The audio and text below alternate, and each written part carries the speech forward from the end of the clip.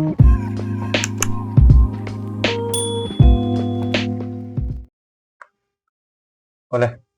chỉ vậy là rất ule video pakhat han siam le ngai kan hredewa tuna hian school student drop vela kan buai ang renga achin fel thei dan turin district lama access thade mai kan impe a tam sok chu kan ching fel to ma ro chu kan lai ching fel kim lo de hle ka chu engani tuna hian district access po hi claim limitation siam le de hle ka ni a chung te po chu kan soi pa angatin Naupang drop tur kan in pek reng in pen kan in pekin VSK pen pek ngai don ti te kan soyanga uluk tu ngai thale tu ne chana video han ena chuti chuan khoi tur ania chuti chuan ti tur ania ti vel kha ni lovin kan thil hriat tur poimo lampang jok ka soi don ani le chuan masabera chuan Naupang kha drop tur kha engani in school Naupang kha in nei ta ni masabera chuan kha Naupang kha masabera chuan VSK a hian in en tur ni etinana kha Naupang in drop engani in school Naupang thar kha hi ka pen ania ron ta se udais pen kha mo udais pen kha aron peta chewa kha udais pen kha Naupang Information VSK a hian udais pen kha an lamang lo the ni mo chu etinana student search en taila hetlai hian masaberi en taila hi aming chuk soi lo mai taila hi lo ni ta a hian udais pen lo nei to ni Naupang hian a school luna khan hi ka udais pen ania tianga number engani 224 something khatiang vela kha alo aron peta chewa amaro chu kha VSK a hian ahmasa ni kumlama mo VSK local masa tu ten apen hi an lo la update lo the ni chuwa chu kha number pek 224 something khami ipek khan he VSK hen mo thei lo amu don lo tin ani chu chuwa chuan Naupang drop tur reng a kha Naupang drop tur inei mo school ron lut reng a kha VSK a hian izong ma sa putang entinana apen kha anron peta chia present status atang hian apen a kha ni lo zong ta ni mo entinana 224 enga po khalo chitai la hi pen khalo ni ta se apen ron pek cheu kha ina search ma saberanga khatia omlowa abu tok chuan kha pen number kha adik lo emo kha pen kha he VSK a hian ala omlo tina o khamiron pek kha drop tura iti ringot chuan an mudon lo chuwang chuan udais an pen ang kharing top lovin VSK a an pen kha iring don ani mo entina na china mi khan tire lokanga by name sorry hi point ka hi udais pen kha lo ni ta a copy lokanga Naupang khan hi ka udais pen ania chumi khami chunia aron ti chuan kha in da luta in filter ta a om tange ani mo a om chuan a hning nei enanga dikani hi drop angai ni in ti thei amaro china ka soyang khan udais pen kha aron peta chea Naupang khan kha udais pen khan ena ta hian alan lo chuan mo na china ka ti chinang khan hei lo ni ta se I filter alan lo chuan kha Naupang khan udais pen kha alamang lo VSK pen alamang ani thei mo ama sabera chuan chutiang ani chuan kha Naupang lak lu tur midang ne lo drop sei du kha student search by name atang in jong photang nei ni mo enti ta hian ning khai chunga vanal din ati ron ta se mo vanal din ati kha insert sanga vanal din ati om apiang kharon lang tharak don ani chuta chun I du ber khai jong don ani mo masabera chuan an father's name atangin I verify theya ani lo chuan an date of birth atang poni verify theya kha Naupang kha aning nge ti I hria thuna mo entina na hei lo ni ta se hei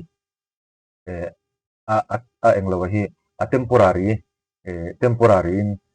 pen ala nei tina ni chu mo hi alo ni chuan udais pen kha alamang lo chu wang chuan hei zok hi drop tur khan hei zok hi ipe ka ngai chulai chu kan ti so tam khop maya kha VSK a hetilaya pen om zela hi drop tur en ti chuan in te tur ani chuan kha Naupang kha VSK kha VSK pen number kha kan lo nei ta a ama sabera chuan drop tura iti don chuan mo he no pang he lo ni ta a school luna a stuna a school omna me ka chu hi ni mo he school hi ni he school hi chuan he school hi iwa be popanga chuan mi lo drop sak teu chumi khami chun nia intia invatia an lo drop lok lo an mo VSK khoi tu tur pawh an lo kan khoi ngai lo an lo ti ani chuan district lama in report ang mo district lama in report ang chu district chuan alo boy pui chun zom don ani mo tuna chuan amara chu kan hriat tur chu ahma khan chingha ka sei thuak to a district user a khan tuna he no pang hi tuna mi hi aizola mi inita a aizola lak lui tu ta a he no pang hi hei sai ha mi dei ni ta ni antina na mo sai ha mi dei ta ni chuan aizola mi khan ma chuan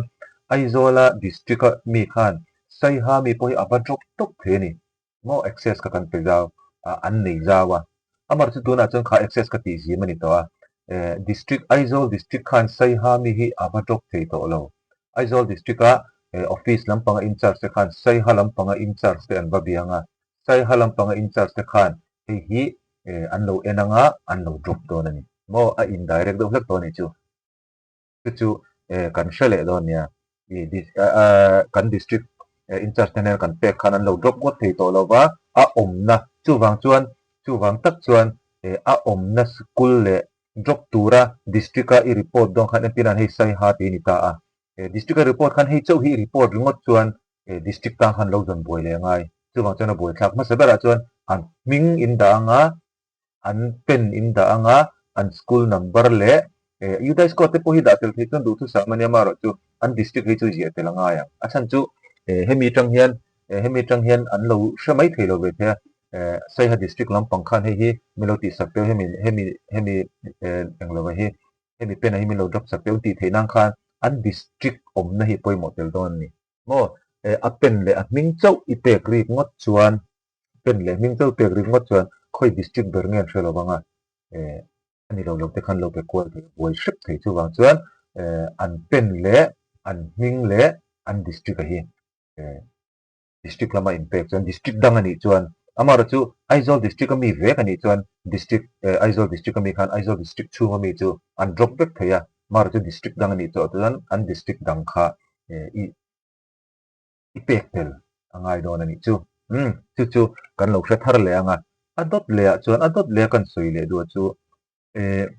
no pang kan la lut ta ni mo kan no pang kha kan la lut ta ni engemaw bera kha chu no pang kan lak lu chu UDIS nen hian an ming a in milem an information in ang ti hi update ram ma tha a antinana UDIS a hian UDIS a khoi thei to lo kan dia a an freeze kan tinama ra chu a khoi the ni mo kan lut lo kanga UDIS kan lut lo kanga hian UDIS kan lut ta UDIS hei data entry lo kan tia data entry vel le no pang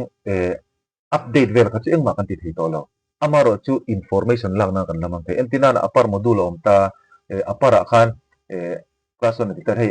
an apar number te la la vek thei an pen number poi la la vek thei an date of birth jong poi la la vek thei information na tan mo hei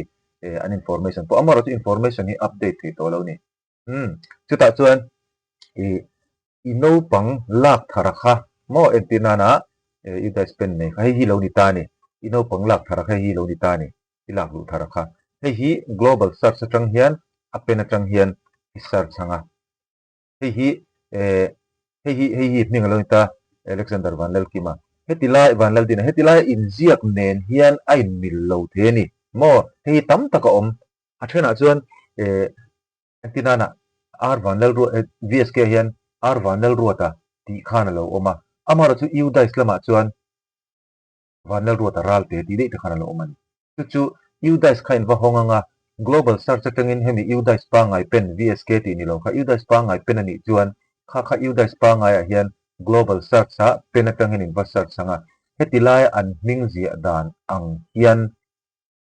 VSK hin in update on ya mo chu chu mi update chu data correction atang hian tun din muna chon data correction atang hian mo data correction atangin hei nu ming pa ming atiang vela kha in na update don ani chu kan thredon ya chan chu you dice a kan ming nei le VSK kan ming nei hi ai ang vek tur ani chu kan lo hretel le don ya pani na a pathum le na chuan kan tuna hian naupang kha lak lu kan tum ta entina na class 9 po class 10 po class 7 po lo ni ta se VSK a hian search by name a hian if mu zo lo the ni apen kha you guys pen khai nei ta a kha present status atang ni zong ta a present status atang ni zong ta a present status in filter khan alang box si lawa chuan student search by name atang khani zonga kha idu a kha no pang a kha ming information reng kha lo om lo ani khatiang ani chuan he VSK a hian kha no pang a kha ala om lo ti na khatia a om lo chuan pol sari po pol riat po ni ta se I tangai chu add module atang khan mo add module atangin student add module atang I tangai chu kan lo hrele don ya chuan I add don hian student pen you guys pen an lo nei sa to chuan I ring nga lang ta hian I chuang you guys pen ka amar chuan ro an lo nei lo ni chuan I da all tapang chuan temporary pen ron pe ang chuan he tilaya hian Aadhaar number hi then khatin ka add theilo heta po hian apar po hi an lo nei sa chuan I da tel nga lo nia Aadhaar a hian then khatin ke eta akal theilo chu ti khati in te Aadhaar number a hian digit tuma space oma digit lia space oma digit lidanga space om le digit li om le amar chu heta I enter chuan space kha da lo tur chu chuan I solve fo no space kha da lo tur chu kan settle don nia chuan heti lai hian date of birth a hian mo date of birth a hian ni thanga lo ni ta se ni thanga 2018 heti hian ti lo tur mo heti lai hi please match it here DDMMYY DD ni chuan 02 thanga ni chuan 05 khatiang format khan ti tur khamia wang khan pen khatin ka add theilo chu ti khatiang ron ti thina kha kan lo hretel le don nia no pang add angai chuan no pang add ngai tur chu kan sayang khan school lakal ngai mi lo kan na sei pel school lakal ngai mi lo KG1 mo KG2 mo nursery mo ron lut khang ho wa kha chu school lakal ngai mi lo ni chuan in add ngal top theya maro chu mi school atanga ron kal ani chuan an mani information akha search by name atangin in zong photanga in mu ngang lo chuan kha no panga kha VSK a hian thuna la ni lo la enter la no tu bang chuan I add thei don ani kha kan lo hre don ania khang ho zonga khatuna chong ka soi photanga chu tuna kan boina tam tak enrollment la nei kim lo vela hi kan nei kim theinan khang point pathuma kha kan lo tang kai pui nge ka bei sei ani ano me